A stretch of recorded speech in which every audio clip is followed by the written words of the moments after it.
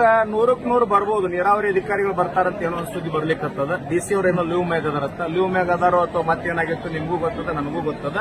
ಆದ್ರೂ ಕೂಡ ಬಂದ್ರೆ ಬಹಳ ಒಳ್ಳೇದು, ಬಹಳ ಒಳ್ಳೇದು. ಧರ್ಮ ಜಾಗೃತ ಆಗ್ತದ. ಬಂದ್ರಿ ಅಂತಂದ್ರೆ ನಿಮಗೂ ಚಲೋ ಆಗ್ತದ, ನಮಗೂ ಚಲೋ ಆಗ್ತದ. ನಾಳೆ ಜಿಲ್ಲಾ ಬಂದ, ನಾಡದ ರಾಜ್ಯ ಬಂದ್ ಆಗ್ತದ. ಅದ ದಾಟ್ತು ಅಂತಂದ್ರೆ ನಮ್ದೊಂದು ಸಂದೇಶ ಅದ ಸರ್. 224 MLAಗಳು ಏನು ಕ್ಷೇತ್ರ ಅದ ಅಲ್ಲೆಲ್ಲಾ ನಮ್ಮ ರೈತ ಸಂಘಟನೆ ಅದ. ವಕೀಲರು ಬಂದಾರ, ದಲಿತ ಪರ ಸಂಘಟನೆಯವರು ಬಂದಾರ, ವಿದ್ಯಾರ್ಥಿಗಳು ಬಂದಾರ, ಕನ್ನಡ ಪರ ಸಂಘಟನೆ ಬಂದಾರ. ನಮ್ಮ ಯುವ ಘಟಕದ ಒಂದು ಕರೆ ಕೊಡಾಕತ್ತೀವಿ. ಏನಂತಾರ, ಹಲಿಗೆ ತಗೊಂಡು ಹೋಗಿ ಎಲ್ಲಾ MLAಗಳು ಜೀವಂತ ಇದ್ದಾಗನ, ಸರ್ಕಾರ ಇದ್ದಾಗನ ಸತ್ತು ಹೋಗ್ಯಾರಂತ ಹಲಿಗೆ ಬಿಡ್ರಿಪ್ಪ ಅಂತೇಳಿ ನಾವು ಕರೆ ಕೊಡೋಣ. ಸರ್, ನಾನು ಯಾರಿಗೂ ಅನ್ಸಂಗಿಲ್ಲ. ನನ್ನ ಮಾತುಗಳು ನೀವು ನೇರವಾಗಿ ಕೇಳಿರಿ. ನಿಮ್ಮೆಲ್ಲ ಮಾಧ್ಯಮ ಮೂಲಕ ರಾಜ್ಯಕ್ಕೆ ಪರಿಚಯ ಮಾಡ್ತೀರಿ. ನಾ ಅದಕ್ಕೆ ಮಾಧ್ಯಮದ ಬರ್ತಾ ಇಲ್ಲ ತಂದಿದ್ದೆ, ನೀವು ಕರೆದ್ರಿ, ನಿಮಗೆ ಧನ್ಯವಾದ. ನನಗೆ ಷಡ್ಯಂತರ ಲಕ್ಷ ಮಂದಿ ಮಾಡಿದ್ರು ಸಹಿತ ಅಂಜುವಂತ ಇದನ್ನಲ್ಲಿ ಸರಿದು ಇದು ಇಂಚಗೇರಿ ಮಠ ಸರ್ವ ಧರ್ಮದ ಮಠದ ಮರಿಯದ. ಲಕ್ಷಾಂತರ ರೈತರ ಸರ್ಕಾರದ, ನಿಮ್ಮೆಲ್ಲ ಮಾಧ್ಯಮದವ್ರ ಸರ್ಕಾರದ. 224 ಮಂದಿ ಒಂದು ತಕಡೆ ಹಾಕುತ್ತರು ಸಹಿತ ರೈತರ ಮುಂದೆ ಏನು ಮಾಡ್ಕೊಳಕ್ ಸಾಧ್ಯ ಆಗುದಿಲ್ಲ. ಎಚ್ಚರಿಕೆ ಕೊಡ್ತೀನಿ. ನಾವೇನು ವೈಯಕ್ತಿಕ ಕೇಳ್ತಾ ಇಲ್ಲ, ಮಠಕ್ಕೆ ಕೇಳ್ತಾ ಇಲ್ಲ. ವೈಯಕ್ತಿಕವಾಗಿ ನಾವು ಲಾಭಕ್ಕೂ ಇಲ್ಲಿ ಕುಂತಿಲ್ಲ, ರಾಜಕಾರಣಕ್ಕಾಗಿ ಕುಂತಿಲ್ಲ. ಹುಕ್ಕೇರಿ ತಾಲೂಕಿನ ಸಮಗ್ರ ನೀರಾವರಿ ಆಗಬೇಕು. ಯಮಕನಮರಡಿ ಕ್ಷೇತ್ರದೊಳಗೆ 30ರಿಂದ 40 ಹಳ್ಳಿ ಅದಾವ ನೀರಾವರಿ ವಂಚಿತ. ಅವಕ್ಕೆಲ್ಲಕ್ಕೂ ನೀರು ಕೊಡ್ರಿ. ನೀವು ಬಗೆರತ್ತಿ ಇಲ್ಲೊಂದು ನೋಡ್ರಿ, ಬಿಜಾಪುರ ಭಾಗದೊಳಗೆ ಬಬಲೇಶ್ವರ ಮತಕ್ಷೇತ್ರ ಅಂತ ಒಂದು ಬರ್ತದೆ. ಕಾಂಗ್ರೆಸ್ ಪಕ್ಷದ ಸಚಿವರು MLA ಆಗ್ಯಾರ, ಸಚಿವರಾಗಿ MB ಪಾಟೀಲ್ ಅಂತ. ನೀರಾವರಿ ಮಾಡಿದಕ್ಕಾಗಿ ರೈತ ಬೆಳೆದಂತ ಬೆಳೆಗಳನ್ನ, ಪಪ್ಪಾಯನ್ನ, ದ್ರಾಕ್ಷಿ, ದಾಳಂಬರಿ, ಕಬ್ಬು ತಂದು ತುಲಾಭಾರ ಮಾಡ್ಲಿಕ್ಕೆ ನೀವು ಮಾಡ್ರಿ. ರೈತರ ನಿಮಗೂ ತುಲಾಭಾರ ಮಾಡ್ತಾರ. ಅಲ್ಲಿ ಕೂತ್ ರಾಜಕಾರಣ ಮಾಡಿ ವಿರೋಧ ಮಾಡ್ರಿ ಅಂತಂದ್ರೆ ರೈತರ ಮುಂದಿನ ತಿನ್ಮಂಡು ಪಾಠ ಕಲಿಸ್ತಾರ. ಮಾಡ್ಕೋಬೇಡ್ರಿ, ನೀರಾವರಿ ಕೊಡ್ರಿ ಅಂತೇಳಿ ವಿನಂತಿ ಮಾಡ್ತೀವಿ. DC ಮೂಲಕ ಬಂದ್ ಹೇಳಿದ್ರೆ ನಾವು ಹೋರಾಟ ಬಿಡ್ತೀವಿ. DC ಬರಬೇಕು, ನೀರಾವರಿ MD ಅವರು ಬಂದ್ರಂದ್ರೆ ನಮ್ಮ ಹೋರಾಟವನ್ನ, ನಮ್ಮ ಸ್ಪಂದನೆ ಸರಿಯಾಗಿ ಆಯ್ತಾರೆ ಅಂತ ತಗೊಳ್ತೀವಿ ಸರ್. ಆಶ್ವಾಸನೆ ಅದು ಊಹಾಪೋಹ ಅಂದ್ರೆ ಇಲ್ಲ ಸರ್.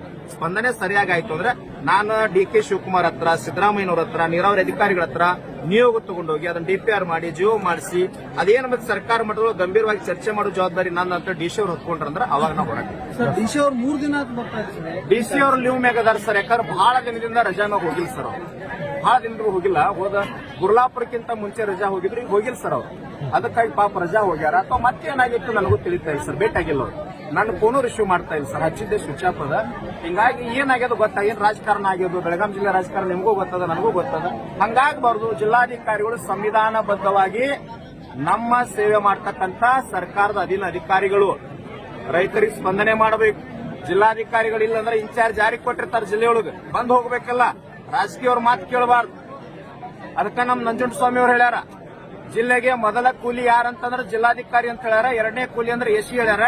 3ನೇ ಕೂಲಿ ತಹಸೀಲ್ದಾರ್ ಅಂತ ಹೇಳ್ಯಾರ.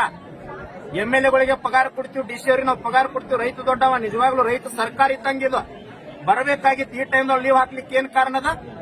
ಒಬ್ಬ ಜಿಲ್ಲಾಧಿಕಾರಿಗೆ ನನ್ನಷ್ಟು ಗೌರವ ಕೊಟ್ಟಂತ ವ್ಯಕ್ತಿ ಭೂಮಿ ತಲೆ ಮ್ಯಾಗ ಯಾರೂ ಇಲ್ಲ. ಪ್ರತಿಯೊಂದು ವೇದಿಕೆ ಮ್ಯಾಗ ಗೌರವ ಕೊಡ್ತೀನಿ. 4 ದಿನ ರೈತರು ಕುಂತಾರೆ, ಯಾಕೆ ಬರ್ತಾ ಇಲ್ಲ ಜಿಲ್ಲಾಧಿಕಾರಿಗಳು? ಏನ್ ರಾಜಕಾರಣ ನಡೆದದ ಇಲ್ಲಿ? ಅಧಿಕಾರಿಗಳನ್ನು ತಡೆಯುವಂತ ಒಂದು ಏನ್ ತಡೆದ್ರು ಆಗಂಗಿಲ್ಲ ಸರ್. ತಡೆದ್ರು ಅಂತಂದ್ರೆ ಬೇರೆ ಆಗ್ತದ. ಹಿಡಕಲ್ ಡ್ಯಾಮಿಗೆ ಪಾದಯಾತ್ರೆ ಆಗ್ತದ. ಎಲ್ಲಾ ಪೈಪ್ಗಳನ್ನು ಒಡೆದು ಬಿಡ್ತೀವಿ. ಸಾವಿರ ಕೇಸ್ ಆಗ್ಲಿ ಅನುಭವಿಸ್ಲಿಕ್ಕೆ ನಾವು ಸಿದ್ಧರಿದ್ದೀವಿ. ಲಕ್ಷಾಂತರ ಜನ ಇದ್ದಾರ.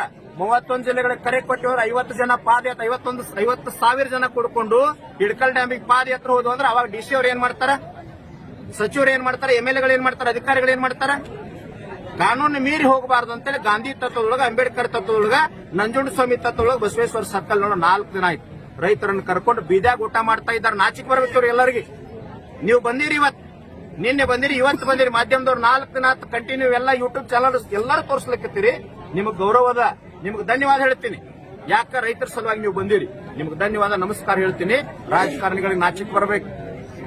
ಅದನ್ನ ತಿಳ್ಕೊಂಡು ಬಂದು ಗೌರವ ಕೊಟ್ಟು ನೀರಾವರಿ ಮಾಡ್ರಿ ಅಂತ ವಿನಂತಿ ಮಾಡ್ಬೋದು.